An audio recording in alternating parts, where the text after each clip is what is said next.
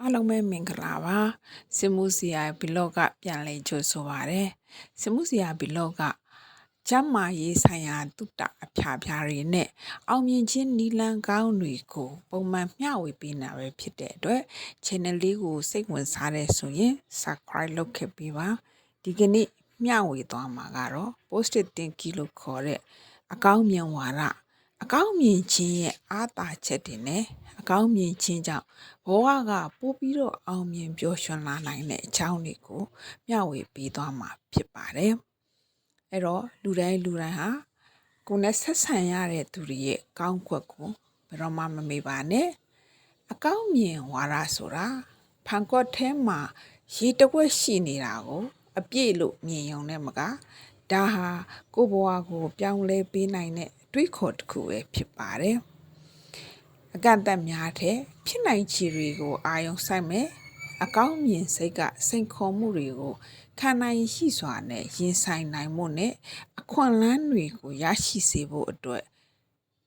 ပံ့ပိုးပေးပါတယ်ဒီဗီဒီယိုမှာဆိုလို့ရှိရင်အကောင်းမြင်ဝါဒရဲ့အကျိုးကျေးဇူးတွေနဲ့အပြုသဘောဆောင်တဲ့အမြင်တွေကိုမွေးမြူခြင်းကြောင့်ပုံမအောင်မြင်လာတဲ့ပျော်ရွှင်မှုကိုဖြစ်ပေါ်စေနိုင်တဲ့ပုံကိုမျှဝေထားပါတယ်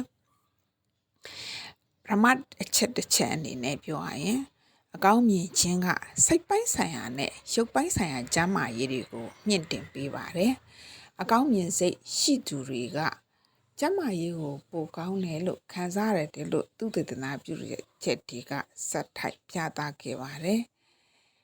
ဟိုဒီနေ့ကအွန်လိုင်းမှာတောင်မှကင်ဆာရောဂါဖြစ်နေတဲ့အားကစားဆရာမတယောက်က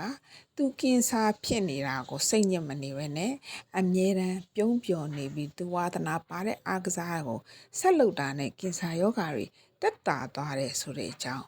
ကိုတွေ့လိုက်ရပါတယ်ဒါဟာဘဝကိုအကောင်းမြင်စေရှိပြီးကောင်းမြင်တဲ့ဘက်ကကြည်တာပါအပြုသဘောဆောင်တဲ့အမြင်တွေကစိတ်ဖိစီးမှုတွေကိုလျှော့ချပေးပါတယ်နာရာရှိယောဂါတွေဖြစ်နိုင်ခြေကိုလည်းလျှော့ချပြီးတော့ကိုယ်ခံအားစနစ်ကိုလည်းပို့ပြီးတော့အားကောင်းလာစေပါတယ်ဥပမာအဖြစ်အကောင်းမြင်စိတ်ထားရှိတဲ့သူတယောက်ဟာခွဲစိတ်ထားတဲ့ဒဏ်ရာရှိတဲ့လူနာတယောက်ဟာပြန်ကောင်းမွန်လာတဲ့လူနာတွေဟာအပြစ်သဘောဆောင်အမြင်ရှိသူတွေထက်ပုံမမြန်မြန်ဆန်ဆန်နဲ့ယောဂသက်တာပျောက်ကင်းလိရှိတယ်လို့လေ့လာမှုတွေကတွေ့ရှိခဲ့ပါတယ်ဒါအပြင်အကောင်းမြင်သမားတွေကပုံမှန်လေ့ကျင့်ခန်းနဲ့အာဟာရရှိတဲ့အစားအစာတွေကိုစားခြင်းကြောင့်ပဲကျန်းမာရေးနဲ့ညီညွတ်တဲ့အမူအကျင့်တွေမှာရှိပြီးတော့သူတို့ရဲ့ရုပ်ပိုင်းဆိုင်ရာကျန်းမာရေးကိုလည်းပို့ပြီးတော့တိုးတက်စေပါတယ်။နောက်နံပါတ်1ချက်ကအကောင်းမြင်ဝါဒကဘဝရဲ့စိတ်ခေါ်မှုတွေဘဝရဲ့အခက်အခဲတွေကိုရင်ဆိုင်နိုင်မှုစွမ်းအားတွေကိုပို့ပြီးတော့တိုးစေပါတယ်။ဘဝဟာစိတ်ခေါ်မှုတွေနဲ့ပြည့်နေနေပါတယ်။စိတ်ခေါ်မှုတွေနဲ့ပြည့်နေနေပေမဲ့အကောင်းမြင်စိတ်ကဒါတွေကိုခံနိုင်ရှိမှုတွေကိုတိုးပွားစေပြီးတော့ကြာရှုံးမှုတွေကနေပြန်လဲရုံးထနိုင်မှုကိုပန်းနိုင်စီကိုရောက်ရှိစေနိုင်တဲ့စိတ်စွမ်းအင်တွေကိုရရှိစေပါတယ်။နောက်တစ်ချက်ကတော့အကောင်းမြင်ဝါဒကအောင်မြင်မှုစီကိုရောက်ဖို့အတွက်တွန်းအားတစ်ခုလည်းဖြစ်ပါတယ်။အကောင်းမြင်ဝါဒဟာအောင်မြင်မှုရဲ့တွန်းအားတစ်ခုဆိုတာကိုဥပမာပြောပြရမယ်ဆိုရင်အိုလံပစ်အားကစားသမားတွေကသူတို့ရဲ့စွမ်းဆောင်ရည်နဲ့စိတ်ပိုင်းဖြတ်မှုတွေကိုမြင့်တင်ပေးတဲ့အောင်မြင်တဲ့ပွဲတွေကိုမြင်နိုင်မှုအပြုသဘောဆောင်တဲ့စိတ်ကူးပုံဖော်နည်းတွေကိုအသုံးပြုလေ့ရှိတယ်လို့ဆိုပါတယ်။အလုပ်ရှင်တွေလုပ်ဖို့ကိုင်ဘက်တွေနဲ့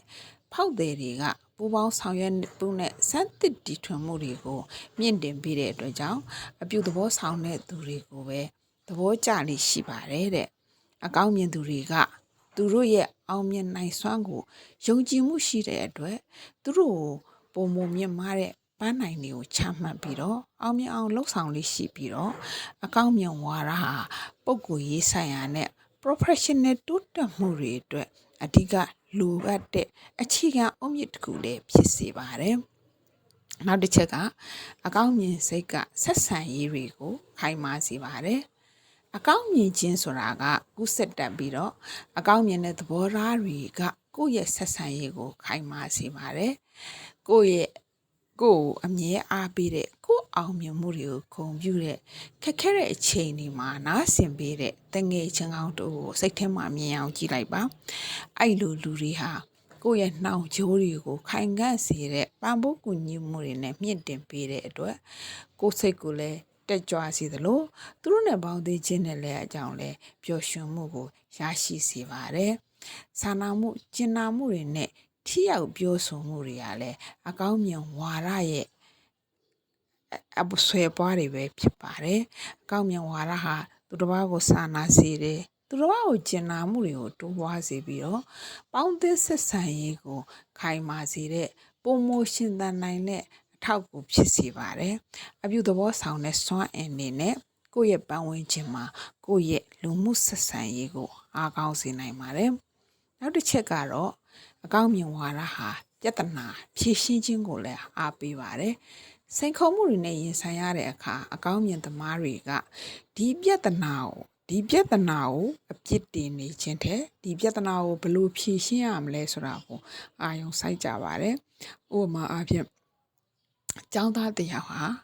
သူ့အတွက်ခက်ခဲတဲ့ဘာသာရပ်တစ်ခုကိုအပြုသဘောဆောင်တဲ့အမြင်နဲ့နောက်ထပ်ဆရာတစ်ယောက်ကိုရှာဖွေပြီးတော့ဒီဟာကိုနားလည်အောင်သင်ပေးနိုင်မဲ့ဆရာစီကိုချစ်ကပ်ပြီးတော့ပို့ပြီးတော့နားလည်အောင်လုပ်နိုင်ပါတယ်ဒီအပြုသဘောဆောင်တဲ့လှုပ်ဆောင်ချက်ကသူတို့ပညာပိုင်းအရာတိုးတက်အောင်မြင်နိုင်စေပါတယ်အကောင်းမြင်ဝါဒကအဓိပ္ပာယ်ရှိတဲ့အပြောင်းလဲတွေကိုလှုပ်ဆောင်မှုလဲကိုခွန်အားပေးစေပါတယ်ဒါအပြင်အကောင်းမြင်ခြင်းကပျော်ရွှင်မှုကိုလည်းတိုးပွားစေပါတယ်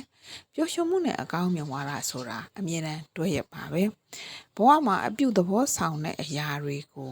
အာယုံစိုက်ခြင်းကြောင့်ကိုယ့်ရဲ့ကျေးဇူးသိစိတ်နဲ့ရောင်ရဲမှုကိုလည်းသဘာဝကြမြင့်တင်ပေးပါတယ်ဥပမာအားဖြင့်နေ့စဉ်တရားရေးစာအုပ်တို့ထားရှိပြီးတော့ကျေးဇူးတင်တဲ့အကြောင်းနေ့စဉ်ကြုံတွေ့ရတဲ့ကျေးဇူးတင်တဲ့ကျေးဇူးတင်တဲ့အကြောင်းကိုကျေးဇူးတင်ထိုက်တဲ့အရာ၃ခုကိုနေ့စဉ်ချရေးခြင်းကကိုယ့်ရဲ့စိတ်ခံစားခြင်းနဲ့အမြင်ကိုတိတိတသားပြောင်းလဲစေတဲ့တိုးတက်စေတဲ့ပျော်ရွှင်စေပါတယ်အကောင်းမြင်သူတွေကဘဝရဲ့ပျော်ရွှင်မှုတွေကိုနှစ်သက်ကြပြီးတော့သိငယ်တဲ့အောင်ပွဲလေးတွေကိုလည်းရရှိပြီးတော့ခက်ခဲတဲ့အခြေအနေတွေကိုလည်းရင်ဆိုင်နိုင်စွမ်းရှိပါတယ်ဒီစိတ်ထားဟာစိတ်ပိုင်းဆိုင်ရာ